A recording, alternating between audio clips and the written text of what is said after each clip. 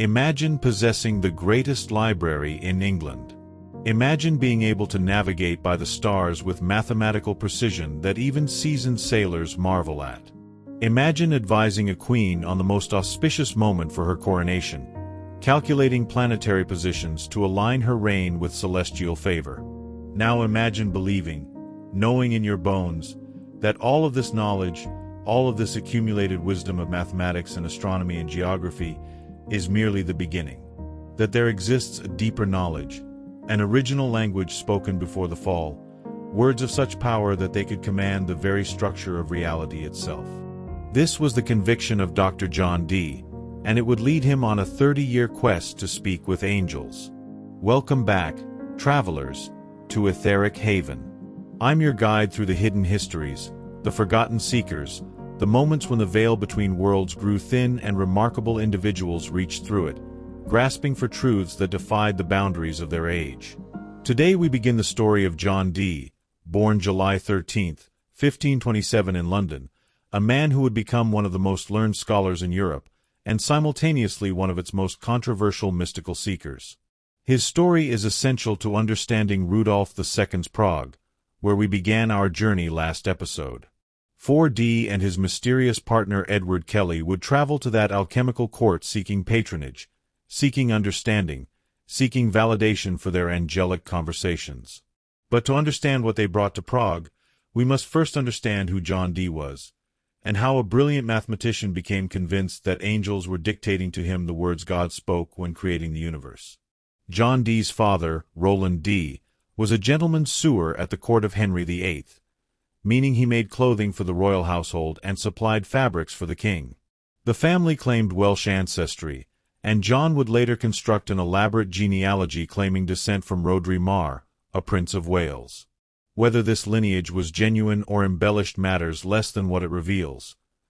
Dee was a man conscious of his heritage, seeking to establish his nobility through blood as he would later seek to establish his authority through knowledge.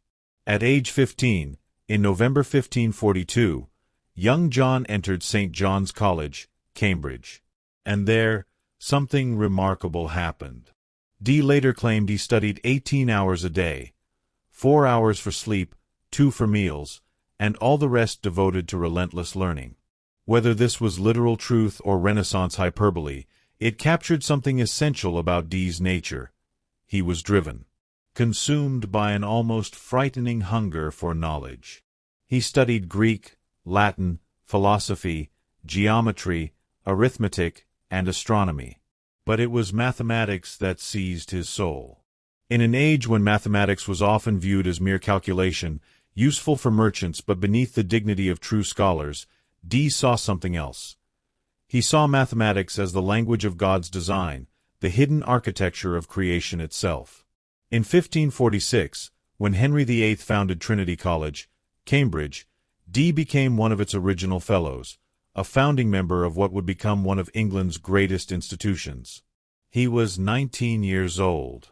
And it was at Trinity that the first whispers of magician began to attach themselves to his name. Dee designed elaborate stage effects for a production of Aristophanes' play, Peace. Using pulleys, mirrors, and his knowledge of mechanics, he created the illusion of a giant mechanical beetle flying up to Jupiter's palace. The audience was stunned. How could such a thing be possible? Some believed Dee must have made a pact with the devil to create such marvels. But Dee had used no magic, only physics, leverage, optics, and ingenuity. He would later claim this theatrical success was the source of his reputation as a magician, a reputation that would cling to him for the rest of his life, sometimes protecting him as the Queen's conjurer, sometimes endangering him as a suspected sorcerer. England in the 1540s could not contain John Dee's ambitions. The universities of continental Europe, particularly in the Low Countries and France, were where the finest mathematical minds gathered. And so, like any ambitious scholar of his age, Dee went abroad. In 1547 he visited Louvain, near Brussels, arriving on June 24, 1548. There he met and studied under Gemma Frisius, the brilliant mathematician and instrument maker. More importantly, He became close friends with Gerardus Mercator, the legendary cartographer who would revolutionize map-making with his famous projection. Listen to what Dee later wrote about this friendship. "It was the custom of our mutual friendship and intimacy that, during 3 whole years, neither of us lacked the other's presence for as much as 3 whole days." 3 years where these two minds, Dee and Mercator, were scarcely apart for even 3 days at a time. What did they discuss in those countless hours? They talked about maps, certainly how to project the spherical Earth onto flat paper. They discussed navigation, astronomy, the movements of the planets. Mercator was working on problems of global geography. Dee was fascinated by how mathematics could describe and predict the physical world. But they also discussed something else. Something stranger. New models of the universe. Alternatives to the ancient Ptolemaic system that placed Earth at the center of all creation. In 1543, just a few years before Dee arrived in Louvain, Nicholas Copernicus had published his revolutionary book arguing that the Sun, not Earth, was the center of the solar system. This was heresy to the Church, dangerous even to discuss. But Dee and Mercator, like many of the brightest minds of their generation, could not ignore what the mathematics suggested. In 1550, Dee traveled to Paris and delivered lectures on Euclid's geometry at the Collège de Reims. He claimed his lectures caused a sensation, drawing huge crowds, and he was offered a permanent position as a mathematics lecturer. For a young man not yet 25, this was extraordinary recognition. But Dee declined the offer. But why? He hoped to obtain an official position with the English crown.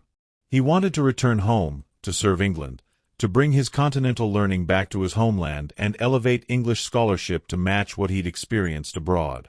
He was also offered a mathematical professorship at Oxford in 1554, which he again declined, perhaps because he felt English universities focused too much on subjects like rhetoric and grammar rather than mathematics and natural philosophy. Dee wanted to be at the center of power, not isolated in academic halls. He wanted his knowledge to shape the world. But returning to England in the 1550s was dangerous. The young Protestant King Edward VI had died in 1553, and his sister Mary, Bloody Mary, had taken the throne, determined to return England to Catholicism by force if necessary. And in 1555, John Dee was arrested and charged with calculating and conjuring, in other words, with practicing illegal magic. The specific charge? Dee had cast horoscopes, astrological charts, for Queen Mary and for Princess Elizabeth. This was treason. Calculating the Queen's horoscope could be interpreted as attempting to predict, or even influence, when she might die. And casting Elizabeth's chart suggested planning for Mary's successor, which implied disloyalty to the current monarch. The charges were escalated to treason against Mary. Dee could have been executed.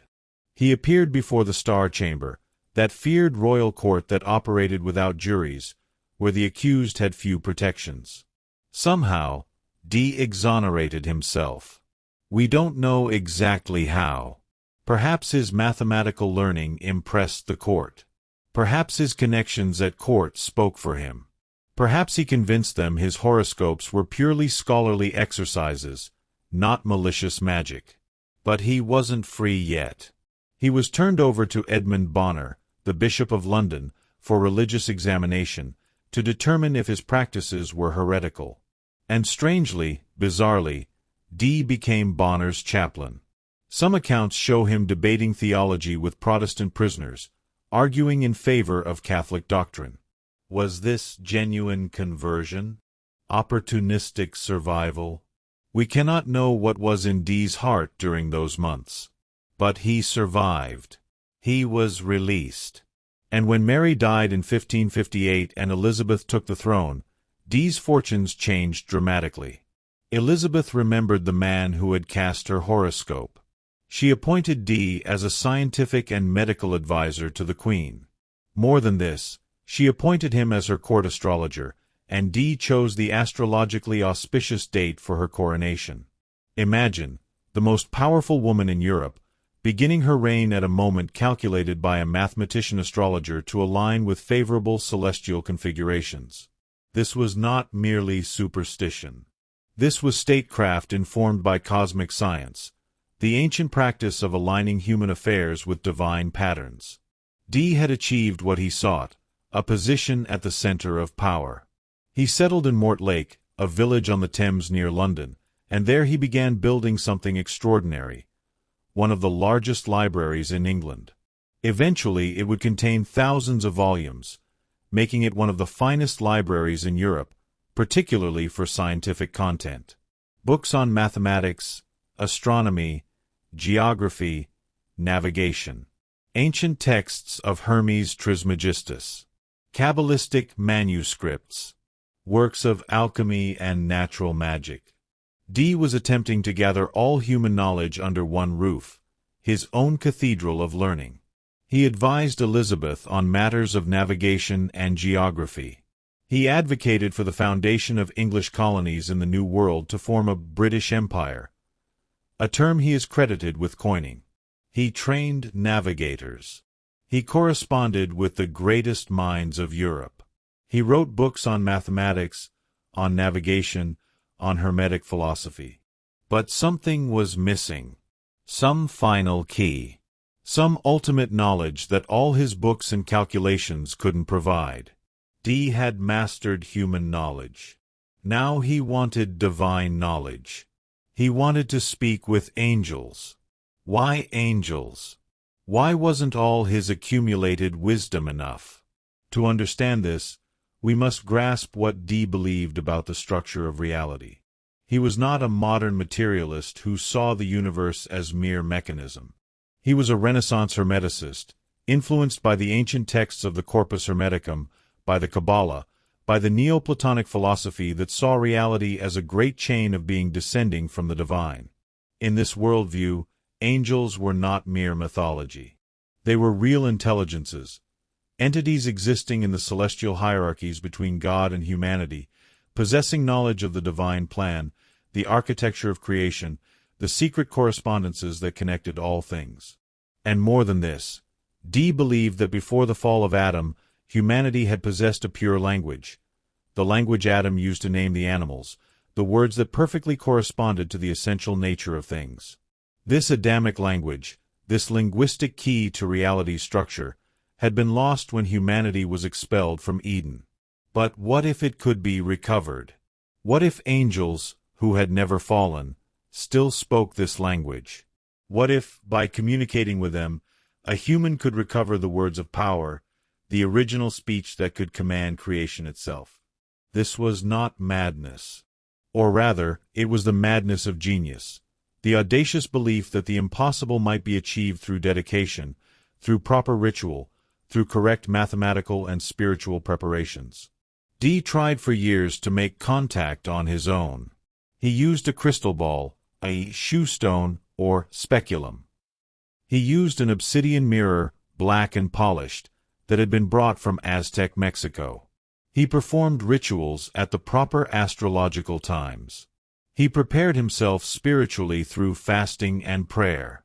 The crystal remained dark. The mirror showed him nothing but his own reflection. And then, in 1582, a man came to his door. A man with long hair hiding the stumps where his ears had been cut off. A man who claimed he could see what Dee could not. His name was Edward Kelley. And everything was about to change. In March 1582, a man appeared at John Dee's door in Mortlake. He was 28 years younger than Dee, and he came bearing a false name, Edward Talbot. His real name was Edward Kelley, and he had a criminal past. He wore his hair long and covered his head with an elaborate cap, hiding the fact that both his ears had been cut off, the punishment for forgery. But Kelley possessed something Dee desperately needed. He claimed he could see spirits and angels in the crystal, abilities that had eluded Dee despite years of trying. Imagine that first meeting. Dee, age 55, one of the most learned men in England, his library containing thousands of books, his reputation both celebrated and feared. And this younger man, shady background, missing ears, but speaking with confidence about things Dee had longed to achieve. During their first meeting, Kelley was able to make contact with an angel in less than 45 minutes. 45 minutes. After years of Dee's failed attempts, this mysterious stranger gazed into the crystal and immediately began receiving messages. Dee was transfixed. This was it. This was the breakthrough he'd been seeking. What exactly were these spiritual conferences, as Dee called them? How did they work? The sessions were conducted with intense Christian piety, always after periods of purification, prayer, and fasting. This was not casual dabbling in the occult. Dee approached these communications with the same rigor he brought to his mathematical calculations.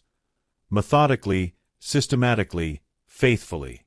The equipment they used still exists today, preserved in museums.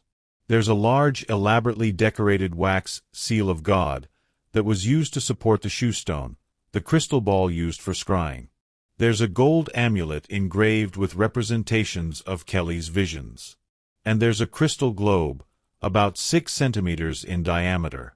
But the most mysterious object is the black mirror, a polished obsidian mirror of Mexican origin, brought from the Aztec world, now housed in the British Museum. Did the Aztec priests use it for their own divinations before it crossed the ocean and ended up in Dee's hands? We can only wonder. The procedure was always the same. Kelley would gaze into the shoestone or mirror. Dee would ask questions. The spirits or angels would appear to Kelley and speak through him. And Dee would frantically transcribe everything Kelley said. The output was extraordinary. Kelley's visions were remarkable for their volume, intricacy, and vividness.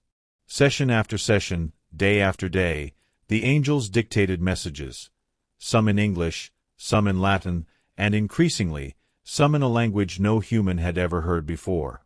The angels called this language angelical. Later scholars would call it Enochian, after the biblical patriarch Enoch, who according to Genesis walked with God and never died. He was taken directly into heaven. Dee believed that Enoch had been the last human before Dee and Kelley to know this language. What was Enochian? The angels would communicate by tapping out letters displayed in a complicated rectangular tablet. The first third of each word was tapped out backwards, the following 2/3 forwards. It was elaborate, intricate, seemingly structured with grammatical rules.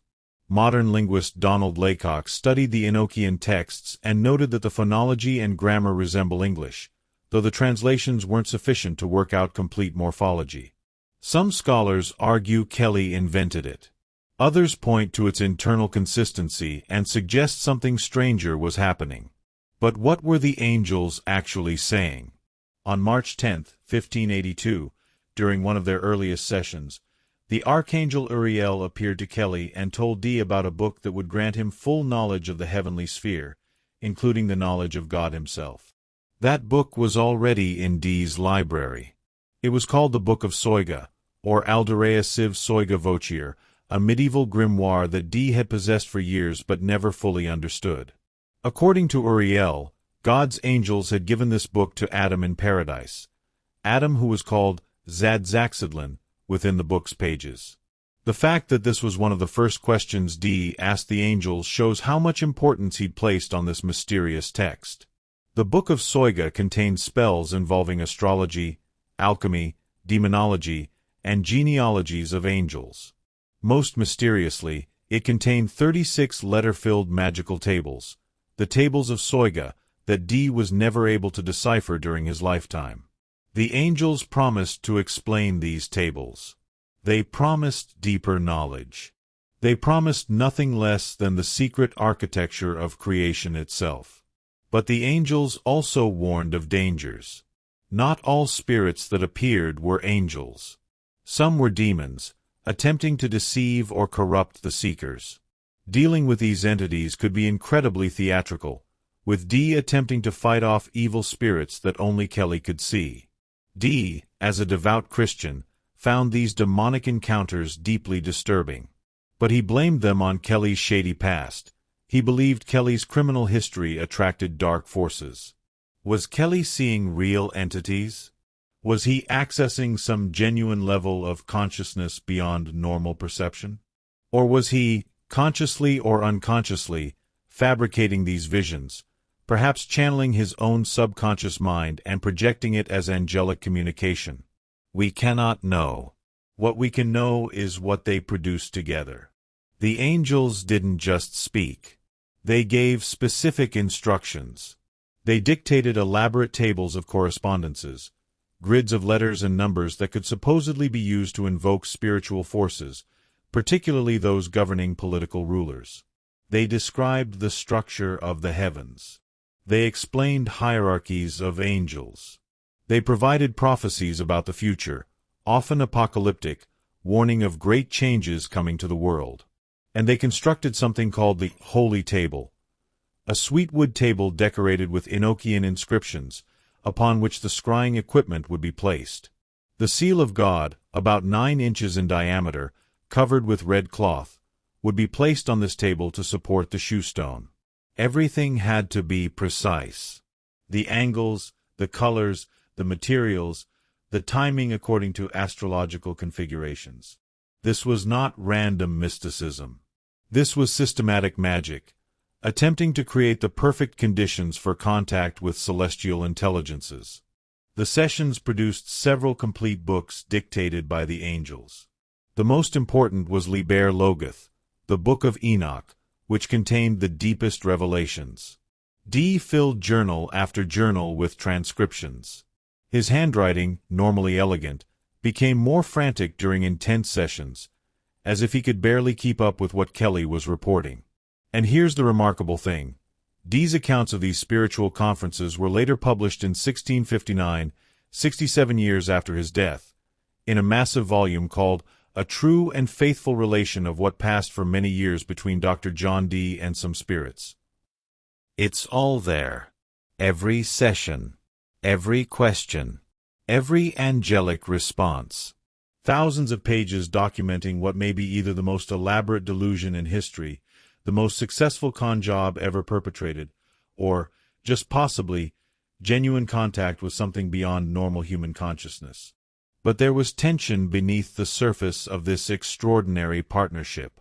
According to those close to Dee, particularly his son Arthur, there was considerable tension between the two men and their families as they worked together. Some claim that Dee drove Kelley to the brink of insanity, forcing him to perform long scrying sessions on a nearly daily basis. Imagine it from Kelley's perspective. Day after day, staring into crystal balls or polished mirrors, reporting visions, channeling voices, whether real or fabricated. The mental and emotional exhaustion must have been tremendous. And Kelley's interests were changing. While Dee remained obsessed with the angelic communications, Kelley was becoming more interested in alchemy, particularly in the possibility of transmuting base metals into gold. Somewhere around 1583, Kelley claimed he had found an old manuscript and some mysterious red powder. According to legend, he'd acquired a manuscript called the Book of Dunstan and this red powder from an innkeeper in Glastonbury, who had obtained them from tomb robbers who'd broken into a bishop's grave. This powder, Kelley claimed, was the key to alchemical transmutation. Just a tiny amount mixed with mercury could turn it into gold. Was this true? We'll explore that question more deeply when we return to their time in Prague. But for now, understand that this claim, this promise of the Philosopher's Stone, would eventually overshadow the angelic work in terms of attracting powerful patrons. In 1583, a Polish nobleman arrived in England. His name was Albrecht Laski, and he was interested in alchemy. After overstaying his welcome at Elizabeth's court, Laski invited Dee to accompany him back to Poland. Here was an opportunity. Dee had been trying for years to get substantial royal patronage for his work.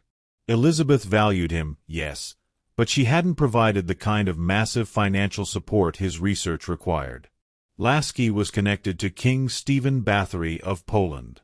Perhaps there, in the East, Dee could find the support he needed. In September 1583, Dee, Kelley, and their families left England with Laski for continental Europe. They traveled with wives, children, servants, equipment, the scrying stones, the holy table, the manuscripts, everything needed to continue the spiritual conferences. Dee was 56 years old.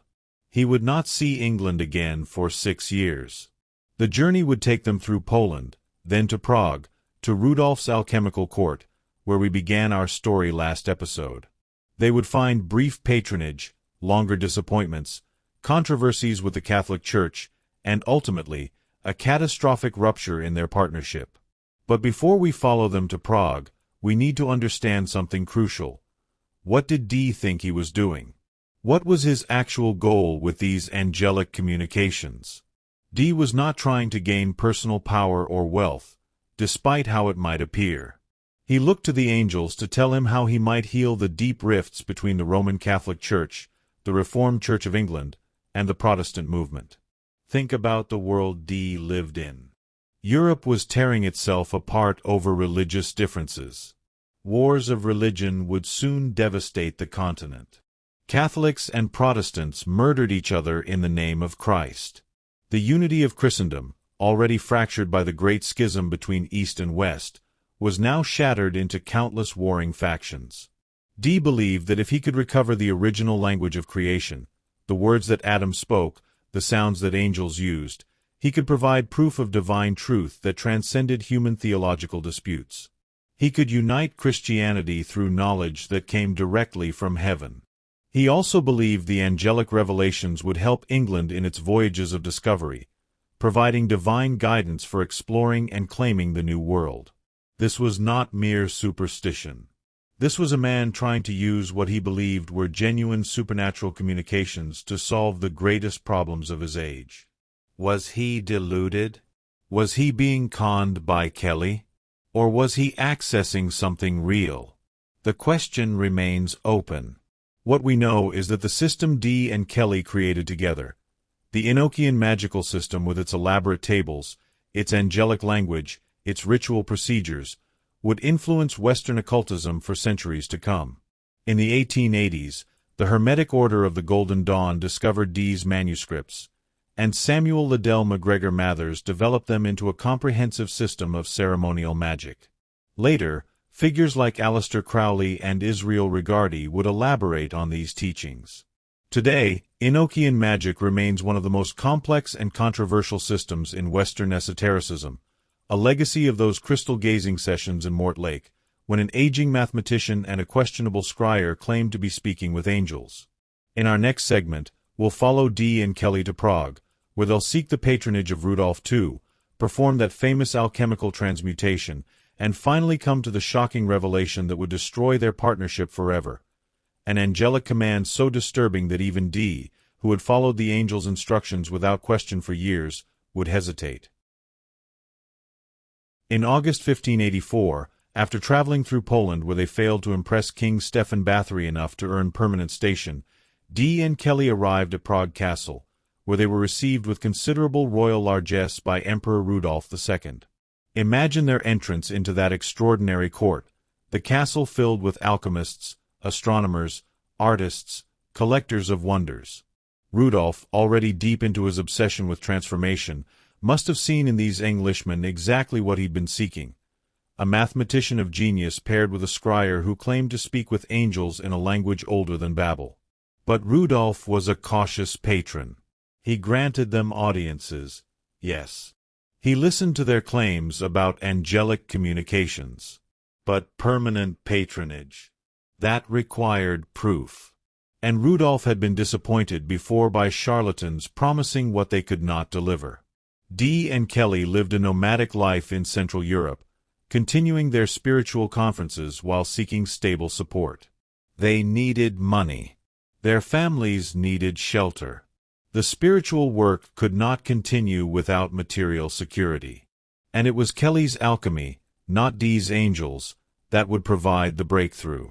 In 1586, Kelley and Dee found the patronage of the wealthy Bohemian Lord William of Rosenberg, known in Czech as Willem of Rosenberg, a senior official from a powerful family who shared their alchemical interests and participated in spiritual sessions with them. Willem of Rosenberg, we encountered him briefly in our first episode. He was Rudolf's high treasurer, High Burgrave of Bohemia, one of the wealthiest and most powerful nobles in Central Europe. And unlike Rudolf, who wanted results before granting full support, Rosenberg was willing to invest heavily in the promise of alchemical gold. Kelley and Dee settled in the town of Trebon in South Bohemia and continued their research there. Trebon Castle, lying amid fish ponds and meadowlands, almost equidistant between Prague and Vienna, was an ideal location for the undisturbed practice of alchemy. Trails of unusually thick smoke were often seen rising from the chimneys of Trebon Castle. The servants whispered. The townspeople watched. What were the Englishmen doing up there in those rooms? They lived in Renaissance rooms that still survive today, with one window looking out onto the courtyard, and their laboratory was in the room above the entrance to the inner courtyard, below the tower. Dee describes in his diaries how they built a kind of kiln from round tiles where Kelley carried out his experiments. And what experiments! Dee filled his diaries with innumerable coded jottings about experiments using combinations of salts and rare earths suspended in water, horse manure, and menstrual blood. This was alchemy in its most visceral form, not the sanitized spiritual metaphors that modern occultists prefer, but actual work with substances, many of them unspeakable by polite standards. The alchemists believed that generation required putrefaction, that new life emerged from decay, that the basest substances properly transmuted could produce the highest results. According to Dee's diary, on December 19, 1586, Kelley performed his first alchemical transmutation. What actually happened on that day? Dee's entry is frustratingly brief. He simply notes that the transmutation occurred. But this moment would change everything. Kelley would impress visitors with spectacular experiments, producing a speck no larger than a grain of sand of the philosopher's stone, presumably a sample of the red powder he'd claimed to possess since 1583. In 1586, Kelley reportedly succeeded in using this red liquid to change mercury into gold in the presence of Emperor Rudolf II himself, or at least convinced him that he had recently done so. Did it really happen? Did mercury truly become gold before Rudolf's eyes? The historical record cannot tell us. What we know is that Rudolf believed it happened, and belief, in the world of Renaissance patronage, was worth more than gold itself, because belief could generate gold through investment, through gifts, through the opening of treasuries. After this demonstration, everything changed for Kelley. Willem of Rosenberg gave Kelley 2 estates, Liberis and Nova Liban, and the associated villages. With his income and money from his dowry, Kelley bought a brewery, a mill, and houses in a gold mining area. In Prague, he bought 2 villas, including, according to legend, the Faust House at what was then Prague's cattle market, now known as Charles Square. The Faust House stands on a former pagan sacrificial site on the route between Prague Castle and Visegrad, and among the incentives for buying it was undoubtedly the ancient existence of an alchemist's workshop in the building's bowels. Kelley's residence there further fueled rumors of black magic and the legend of Dr. Faust, who was said to have been taken by the devil through a hole in the ceiling. Kelley was becoming wealthy. He was becoming famous. He met with other alchemists and scholars of Rudolfinian Prague in the city, visiting the mysterious Novi Svet, New World, quarter, which was inhabited by other experts in the craft, including the Danish astronomer Tycho Brahe. But Dee was being left behind. Since Dee claimed not to know the secret of transmutation, he became a third wheel in the Kelley-Rudolf relationship. The angels that had been his obsession for years suddenly seemed less important to potential patrons than Kelley's promises of gold. And the spiritual conferences were becoming increasingly difficult. According to those close to Dee, particularly his son Arthur, there was considerable tension between the 2 men and their families as they journeyed through Europe. While Kelley was more interested in alchemy than in scrying, Dee seemed more interested in making contact with the angels. Kelley wanted to stop the sessions. They exhausted him. Whether he was genuinely receiving visions or fabricating them, the psychological toll was enormous. But Dee insisted they continue. The angels had promised deeper revelations. The Enochian system was not yet complete. They had to keep going. On March 27, 1587, Dee and Kelley's involvement in necromancy caught the attention of the Catholic Church, and they were required to defend themselves in a hearing with the papal nuncio, Germanico Malaspina, Bishop of San Severo. Dee handled the interview with tact, but Kelley infuriated the nuncio by stating that one of the problems with the Catholic Church was the poor conduct of many of the priests. The nuncio noted in a letter that he was tempted to toss Kelley out of the window, defenestration being a somewhat common tradition in Prague at the time. They survived the hearing. But the tensions were mounting, between Dee and Kelley, between their families, between their diverging interests and ambitions. And then came the revelation that would shatter everything. In April 1587, during one of their spiritual conferences, an angel appeared. Her name was Madamai, and she delivered a shocking command. If they wanted to sustain harmony with the spirits, the two men should share everything, including sleeping with each other's wives. Dee did not understand at first. Share in what sense? He asked. In the sense of carnal use, contrary to the law of the commandment, or of spiritual love and charitable care and unity of minds, for the service of God advancing? A vision Kelley then beheld in the stone settled the matter. Upon a scroll, like the edge of a carpet, was written, "I speak of both. Both. Spiritual and carnal. Complete sharing." A pact that violated not just social convention but sacred marriage vows, Christian teaching, everything Dee held dear about proper conduct before God. Not surprisingly, at the end of the séance, Dee was in a state of great amazement and grief. For years, he had followed the angel's instructions without question. He had believed implicitly in the divine origin of these communications. But his wife Jane was even less impressed by the idea. We can only imagine her horror and rage.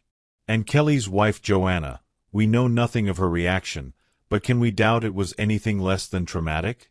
But Dee's faith in the angels was absolute. If they commanded this, then it must serve some higher purpose he could not understand. Perhaps it was a test. Perhaps there was divine wisdom in breaking through human conventions and possessiveness. Before fulfilling the pact, the four of them signed a solemn covenant. O Almighty God! At this present, we do faithfully and sincerely confess and acknowledge that thy profound wisdom in this most new and strange doctrine, among Christians, propounded, commended, and enjoined unto us four only, is above human reason. They signed. They agreed. They committed themselves to what the angels demanded. On May 21, 1587, Dee confirmed in his diary that the wife share had taken place, with just 2 words in Latin, pactum factum, pact fulfilled. What are we to make of this? Was this genuine angelic instruction? Or was it Kelley's manipulation, a way to possess Dee's wife, to assert dominance, to prove his control over the older man who had been driving him relentlessly through years of exhausting scrying sessions?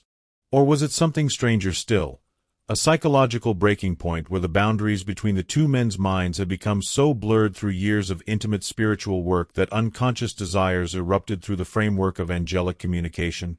We cannot know.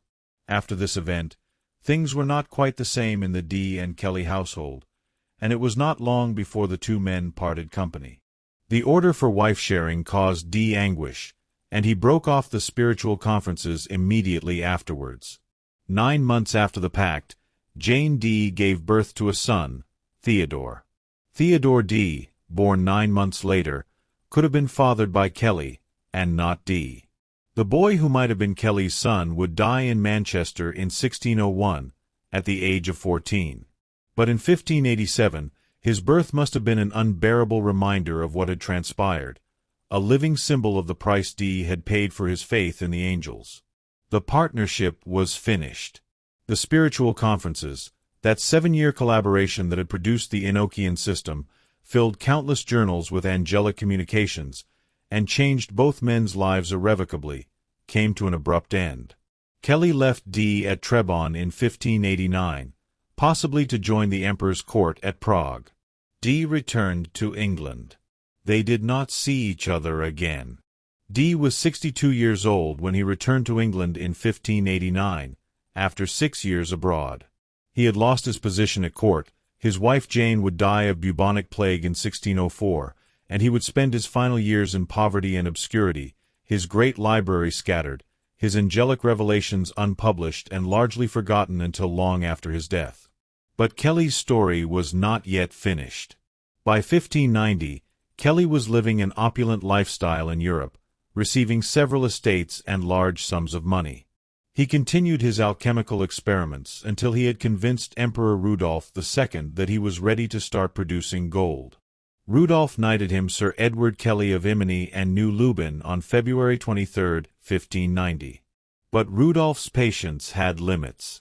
The gold never materialized in the quantities promised. Excuses piled up. The planetary alignments were wrong. More time was needed. More materials. More money.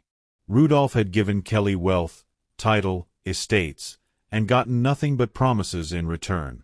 In May 1591, Rudolf had Kelley arrested and imprisoned in Krivoklat Castle outside Prague, supposedly for killing an official named Yuri Hunkler in a forbidden duel, though it's possible Rudolf also did not want Kelley to escape before he had actually produced any gold. In 1595, Kelley agreed to cooperate and return to his alchemical work. He was released and restored to his former status. But when he failed again to produce gold, he was imprisoned a second time, this time in Nevin Castle in Most. Kelley tried to escape from the castle prison twice. The first time, the rope broke, he broke his leg in several places, and it had to be amputated. He was pardoned by the emperor, but then fell into debt again. He tried to escape a second time, ironically breaking his other leg. He resolved his hopeless situation by ingesting a potent poison. According to Simon T. Diaz, Rudolf II's geologist, Kelley poisoned himself in front of his wife and children. Edward Kelley died in late 1597 or early 1598, age 42 or 43, in a prison cell in Most, his body broken from failed escapes, his alchemical promises unfulfilled, his angelic visions silenced forever. His wife Joanna Weston and stepdaughter Elizabeth Jane Weston survived him. Elizabeth would become a noted Latin poet, her talent perhaps the only beautiful legacy of her stepfather's tragic life. And so ended the partnership that produced Enochian magic, one man returning to England in poverty and obscurity, the other dying by his own hand in a Bohemian prison. What do we make of it all? The angels, the transmutations, the shared wives, the promises and failures? In our final segment, we'll explore what Dee and Kelley actually created together. The Enochian system that would influence Western occultism for centuries. And so ended the partnership that produced Enochian magic, one man returning to England in poverty and obscurity, the other dying by his own hand in a Bohemian prison. What do we make of it all? The angels, the transmutations, the shared wives, the promises and failures? In our final segment, we'll explore what Dee and Kelley actually created together. The Enochian system that would influence Western occultism for centuries. We'll examine how the Hermetic Order of the Golden Dawn discovered Dee's manuscripts in the 1880s and transformed his angelic communications into a practical magical system. And we'll ask the question that haunts this entire story. Were they accessing something real? Or was it all delusion and deception from beginning to end? For nearly 300 years after Dee's death in 1609, his angelic diaries remained largely forgotten. Scattered manuscripts in libraries, curiosities for antiquarian scholars, but not considered serious magical material by most practitioners. Dee died in poverty in Mortlake, age 81, his great library long since ransacked and dispersed, his angelic revelations unpublished. He was buried at the Church of St. Mary the Virgin in Mortlake on March 26, 1609. The exact location of his grave is unknown. The man who had advised a queen, navigated by stars, conversed with angels, and sought the original language of creation ended his days obscure and forgotten. But his work was not lost. In 1659, Merrick Casaubon published A True and Faithful Relation of What Passed for Many Years Between Dr. John Dee and Some Spirits, a massive volume documenting the spiritual conferences. It was published partly as a warning. Look at what happens when learned men dabble in spirit communication. But for those with eyes to see, it was a treasure map. Dee's original manuscripts were preserved in the British Museum as the Sloane manuscripts and Cotton manuscripts, thousands of pages documenting every session, every angelic communication, every table and correspondence. They waited, like seeds in winter soil, dormant but not dead. Then, in the 1880s, something extraordinary happened in Victorian London. In 1887, William Wynne Westcott, a London coroner and Freemason, allegedly discovered cipher manuscripts at a bookstall on Farringdon Road. These manuscripts, written in English using the Trithemia cipher, outlined grade rituals and prescribed teachings encompassing Hermetic Kabbalah, astrology, tarot, geomancy, and alchemy. Westcott decoded the manuscripts in 1887 and called upon fellow Freemason Samuel Liddell MacGregor Mathers for help turning them into a coherent system. Together with William Robert Woodman, they would find something that would change Western occultism forever. In 1888, they established the Isis Urania Temple, the first lodge of the Hermetic Order of the Golden Dawn. The Golden Dawn was unusual for its time in that women were admitted in perfect equality with men, extraordinary in Victorian England where women had few rights and even fewer opportunities for serious esoteric study. The order attracted remarkable individuals. Among its members were W.B. Yeats, who would win the Nobel Prize for Literature. His poetry is saturated with Golden Dawn symbolism, the roses, the crosses, the mystical geometries of initiation. Aleister Crowley, who would become the most notorious occultist of the 20th century, developing his own system of thelema from Golden Dawn foundations. Arthur Machen, the horror writer whose stories of ancient evil stirring in modern England still chill readers today. Florence Farr, actress and feminist, a powerful personality in the order who challenged patriarchal assumptions about women's magical capacity. And Pamela Colman Smith, the artist who would paint the Rider-Waite Tarot deck, the most influential tarot design in history, still the template most people visualize when they think of tarot cards. The Golden Dawn synthesized everything: Christian mysticism, Hermetic philosophy, Kabbalah, alchemy, astrology, tarot, Egyptian religion, and yes, Enochian magic. Samuel Liddell MacGregor Mathers discovered Dee and Kelley's material and developed it into a comprehensive system of ceremonial magic in the 1880s. Magicians in the Golden Dawn invoked Enochian deities whose names were written on Dee's tablets, and they traveled in their bodies of light into subtle regions, recording their psychic experiences. The two major branches of the Enochian system were grafted onto the Adeptus Minor curriculum of the Golden Dawn. The system was elaborate, multi-layered, demanding years of study and practice. Members progressed through grades corresponding to the 10 Sephiroth of the Kabbalistic Tree of Life, from neophyte through zealoter, theoricus, practicus, philosophus, and finally to the transformative grade of Adeptus Minor, where the initiate symbolically died and was reborn in the vault of the Adepti. The Enochian material was treated as advanced teaching. According to Aleister Crowley, the magician starts with the 30th ether and works up to the first, exploring only as far as his level of initiation permits. The ethers, or Aries, were 30 levels of spiritual reality that Dee and Kelley had explored through their scrying sessions, each one revealing deeper mysteries, more powerful angelic intelligences, closer approaches to the divine. The Golden Dawn also developed practical tools from Dee's work. They invented Enochian chess, a divination game using 4 chessboards without symbols, just colored squares, each associated with one of the 4 elements of magic. But there was controversy even within the order about how much Enochian magic to teach and practice. Some found it dangerous, too powerful, too unpredictable, liable to destabilize the consciousness of practitioners who weren't sufficiently prepared. The original Golden Dawn lasted only about 13 years as a unified organization before fracturing into competing factions. Personality conflicts, power struggles, accusations of forged documents and fabricated lineages. All the petty human dramas that plague any organization infected the magical order. By 1900, the order had splintered. Mathers founded the Alpha Et Omega. Others formed the Stella Matutina. Crowley went his own way entirely, eventually founding his own order and then taking over and reforming the Ordo Templi Orientis. But the teachings survived. And in the 1930s, a former Golden Dawn member named Israel Regardie made a controversial decision that would change everything. Israel Regardie had been Aleister Crowley's secretary in the 1920s.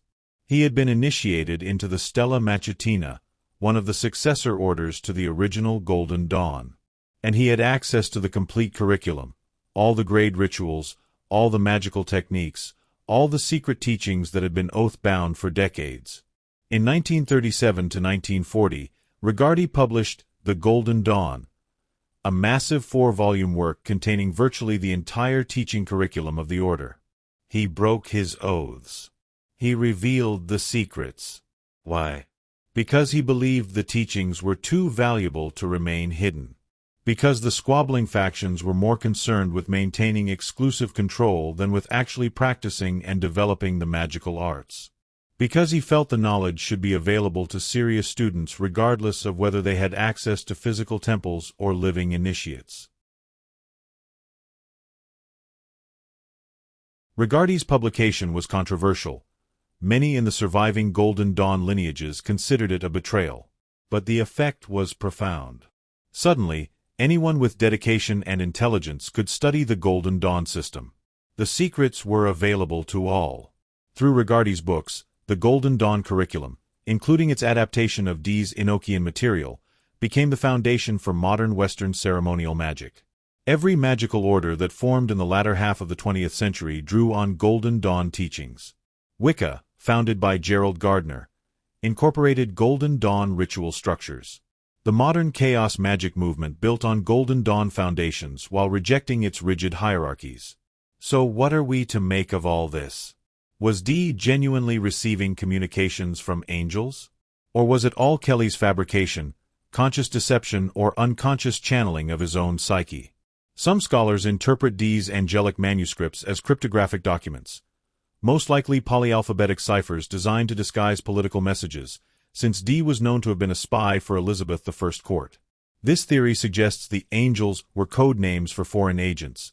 The Enochian language was actually encrypted intelligence reports, and the spiritual conferences were cover for espionage activities. It's an appealing theory for those who prefer mundane explanations.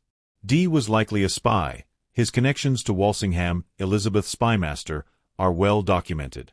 He signed some correspondence with the code 007, which Ian Fleming would later famously borrow for James Bond. But if the angelic diaries were code, they were remarkably elaborate and consistent code that Dee maintained for 7 years with no apparent practical payoff. And it doesn't explain why Dee believed so deeply in the work that he sacrificed his marriage, his relationship with his wife, his partnership with Kelley, everything, on the altar of angelic communication. Another possibility. Kelley was accessing genuine non-ordinary states of consciousness, not necessarily angels in the traditional sense, but some level of reality that transcends normal waking awareness. Carl Jung, analyzing alchemical texts in the 20th century, concluded that what the alchemists called angels or spirits were actually archetypes, autonomous complexes within the collective unconscious. When Kelley gazed into the crystal, perhaps he was accessing these archetypal layers, and the angels were personified expressions of deeper psychological or spiritual truths. The problem with this explanation is that it reduces everything to psychology, which may itself be a limited framework. What if consciousness is more fundamental than we realize? What if there are levels of reality accessible through altered states that we've barely begun to map? Terence McKenna, the ethnobotanist whose ideas we explored in our first episode, had a fascinating take on this. McKenna experimented extensively with DMT, N-dimethyltryptamine, a powerful psychedelic that produces brief but intensely immersive experiences of contact with apparently autonomous entities. McKenna described encountering self-transforming machine elves in hyperspace, entities that seemed independently intelligent, that communicated through visual language, that demonstrated abilities far beyond human imagination. Were these entities real in an objective sense? Or were they productions of McKenna's mind? McKenna himself was uncertain, but he insisted that the experience felt like genuine contact with other intelligences, not like hallucination or fantasy. And he noted the similarities between his DMT experiences and historical accounts of spirit communication, shamanic journeys, angelic visions, encounters with the Siddhi in Celtic tradition. What if Kelley, through prolonged scrying, was inducing trance states that opened similar doorways? What if the Enochian angels were inhabitants of the same spaces that McKenna's machine elves occupied? Or perhaps the question of whether the angels were real misses the point entirely. What Dee and Kelley created together, whether through genuine contact with non-human intelligences, through Kelley's channeling of archetypal material, through cryptographic genius, or through some combination we can't fully grasp, was a system. A language with grammatical structure. Tables of correspondences linking letters, numbers, angels, directions, elements. Rituals for invoking specific forces. A cosmology describing the structure of spiritual reality. And that system works. Not in the sense that it produces objectively verifiable miracles, though practitioners claim results, but in the sense that it provides a framework for exploring consciousness, for structured engagement with non-ordinary states, for transformation of the self. The Golden Dawn magicians who worked with Enochian reported profound experiences, visions, insights, psychological breakthroughs, mystical states. Modern practitioners continue to report similar results. Whether the angels are objectively real or whether the system functions as a technology for accessing deeper layers of consciousness, perhaps that distinction doesn't matter as much as we think. What matters is that Dee's quest, his obsessive search for divine knowledge, his willingness to sacrifice everything in pursuit of transformation produced something that still has power 4 centuries later.